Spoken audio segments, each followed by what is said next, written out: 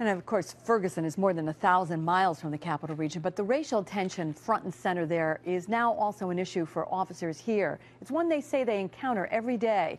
Kimberly Howard is live in our Capitol newsroom now with a case that has resurfaced just yesterday concerning this very issue. And Kimberly, fill us in on this. This is, I know it's not Ferguson, but it's something that certainly got the attention of local officers. It has, Liz. The family of a man who died after falling 20 feet from scaffolding while running from police has filed a lawsuit against the city of Saratoga Springs. The attorney for Dale Mount's family told me Mount was singled out by police because he was black. Police have denied race has anything to do with this case, but they do acknowledge racial issues exist. Tonight, there are several options on the table aimed at easing tensions in communities across this region. We're afraid to talk about it. Dr. Alice Green has studied the relationship between race and the criminal justice system for years.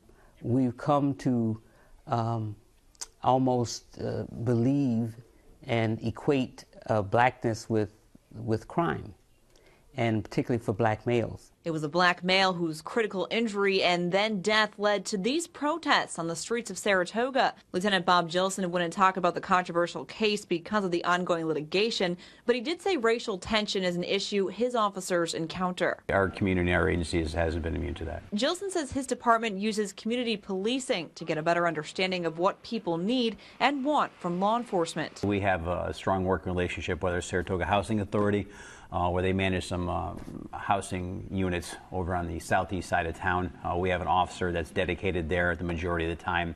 Officers also use body cameras, so a silent witness is always present. The evidence doesn't lie. Evidence is either there or it's not there.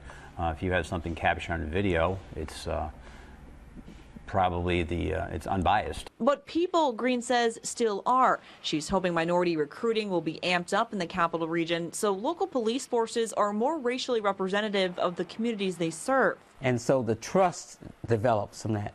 What the problem in Ferguson is that there's very little trust between particularly the African American community and the police department.